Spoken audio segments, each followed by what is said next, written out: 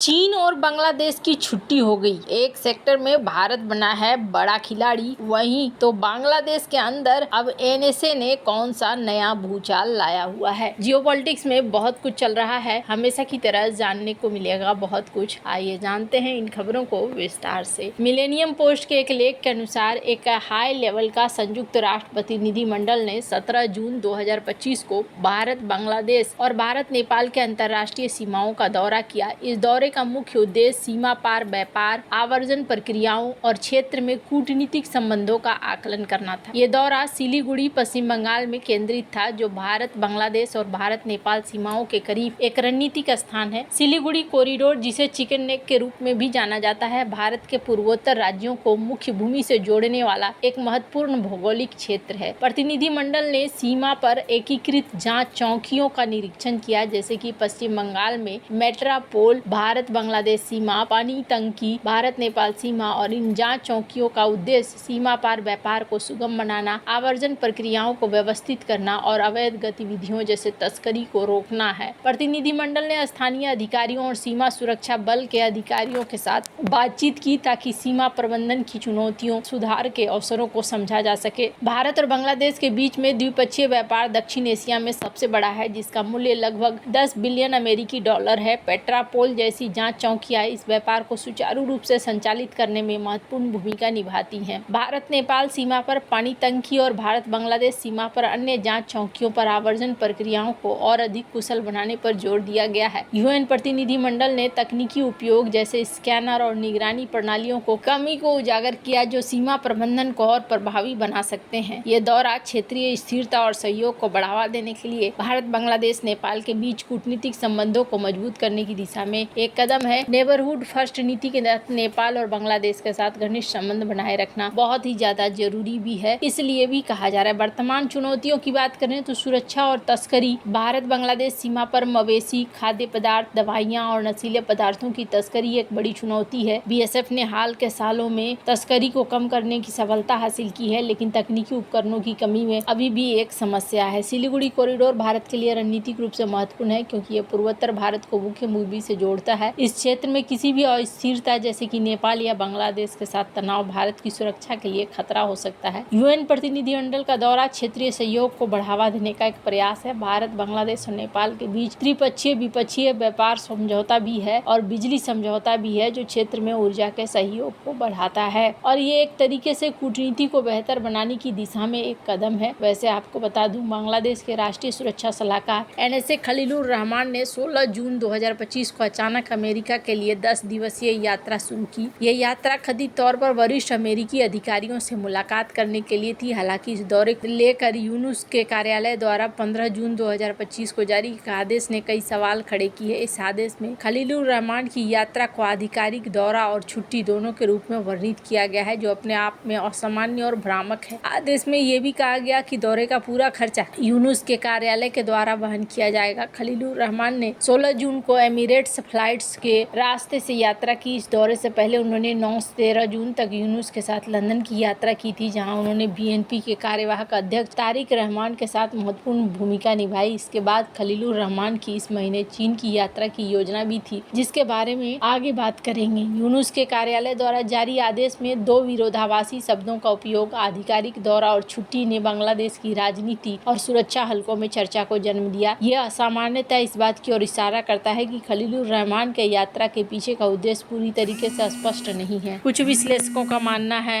ये असामान्यता इस बात की ओर इशारा करती है कि खलीलुर रहमान की यात्रा के पीछे का उद्देश्य पूरी तरीके से साफ नहीं है। खैर, खलीलुर रहमान की नियुक्ति और उनकी पृष्ठभूमि विवादों से भरी हुई रही है। खलीलुर रहमान ने कम से कम 1998 में अमेरिका में निवास किया, कई पदों से जुड़े रहे, जैसे स्कार्डसेल, न्यूयॉर्क, ग्रीनविच, कनेक्टिकट। उन्होंने रोजर रहमान के नाम से एक फेसबुक प्रोफाइल भी संचालित की। उनकी पत्नी नूरुन नाहिर रहमान और बहन सेलिन रहमान डिमांटिया अमेरिकी नागरिक है। एनएसए के रूप में अप्रैल 2025 में उनकी एनएसए के रूप में नियुक्ति ने सेना प्रमुख जनरल वकारुज्जमान के साथ टकराव को जन्म दिया। उसमें रूस और क्रोएशिया के दौरे पर थे। इस नियुक्ति को यूनुस सरकार द्वारा सेना के प्रभाव को संतुलित करने के प्रयास के रूप में देखने को मिला। राखीन कॉरिडोर का भी एक विवाद बना हुआ है और अब इन सब के बीच में ये यहाँ पहुंचे हैं। अब क्यों पहुंचे हैं इस चीज को लेकर तो स्पष्टता नहीं है, लेकिन हाँ इतना जरूर है कि भारत के लिए एक बढ़िया पक्ष बनता हुआ दिख रहा है। भारत के कपड़ों के निर्यात में अच्छी बढ़त दिख रही है। उद्योग संगठन सीटी के आंकड़ों के अनुसार मई में कपड़ों का निर्यात 11.3% तक बढ़ा है। पश्चिमी देशों के खरीदार अब बांग्लादेश और चीन के बजाय भारत को ज्यादा भरोसेमंद मान रहे हैं, इसलिए भारत के निर्यात को बढ़ावा मिल रहा है। पिछले साल अगस्त में बांग्लादेश में शेख हसीना की सरकार बदलने से राजनीतिक अस्थिरता हुई थी। इकोनॉमिक्स टाइम्स के अनुसार इस वजह से कपड़ों का निर्यात और भी तेजी से बढ़ा है। सितंबर में निर्यात 17.3%, अक्टूबर में 24.35% तक बढ़ गया। विकसित देशों के कई खरीदार भारतीय सप्लायरों पर दबाव डाल रहे हैं कि वे अपनी क्षमताएं बढ़ाएं और जरूरी सर्टिफिकेट लें। डोनाल्ड ट्रंप प्रशासन की ओर से लगाए गए टैरिफ के कारण भारत को चीन पर ड्यूटी का फायदा मिल रहा है। कपड़ा उद्योग के लिए निर्यात में ये उछाल एक बड़ी राहत है। कोरोना महामारी के बाद से ये उद्योग 2 साल से कमजोर चल रहा था। इंडियन चैम्बर ऑफ कॉमर्स के राष्ट्रीय कपड़ा समिति के अध्यक्ष संजय जैन का कहना है कि कोविड के बाद भारत के कपड़ों के निर्यात में गिरावट आई थी, क्योंकि लोगों ने कोविड के दौरान ज्यादा कपड़े खरीद लिए थे, इसलिए वे नए कपड़े कम खरीद रहे हैं। कोविड के बाद लगभग 2 साल तक ठहराव या गिरावट ही रही। बांग्लादेश में सरकार बदलने और राजनीतिक उथल पुथल के बाद उद्योग में सुधार के संकेत दिखने लगे हैं। उद्योग के नेताओं का कहना है कि कपड़ों की सप्लाई एक लगातार चलने वाली प्रक्रिया है, इसलिए खरीदार सप्लाई चेन में किसी तरह की अनिश्चितता नहीं चाहते हैं। बांग्लादेश के कपड़ा निर्माताओं के पास बहुत बड़ी क्षमता, वे कम से कम बड़े ऑर्डर पूरा कर सकते हैं, जबकि भारतीय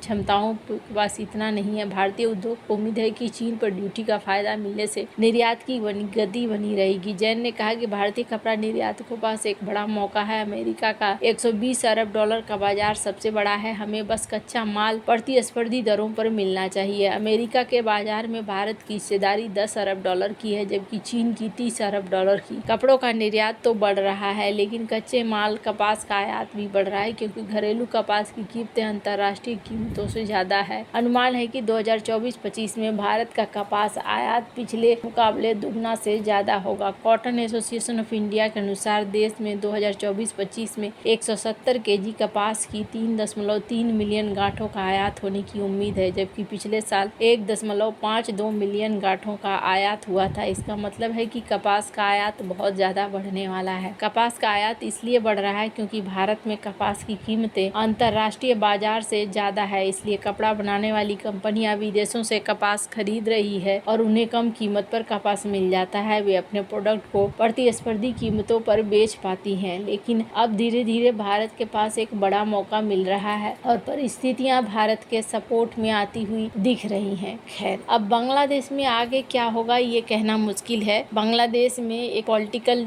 लड़ाई सी चल रही है और इस पॉलिटिकल लड़ाई में ये भी देखने को मिल रहा है कि वकारुज्जमा जाने वाले हैं चाइना, लेकिन उनके पहुंचने से पहले ही यहाँ पर एनएसए खलीलुर रहमान पहुंचना चाह रहे हैं। आगे यहाँ पर क्या होता है ये एक बहुत बड़ी बात होगी जो आने वाले दिनों में देखने को मिलेगी। उम्मीद यही किया जा रहा है। वैसे आपको बता दूं, अभी जिस तरीके से बांग्लादेश की स्थिति हुई है, बांग्लादेश पॉलिटिकली तौर पर अपने आप को स्टेबल नहीं पा रहा है और अगर मिडिल ईस्ट में यहाँ पर बवाल मचता है तो बांग्लादेश का बहुत सारा प्लान अभी खाली ही रह जाएगा। वैसे आपको क्या लगता है, इन सब मामले में आपकी क्या राय है, कमेंट कर जरूर बताएं। जल्द मिलते हैं अगले वीडियो में नई खबर के साथ।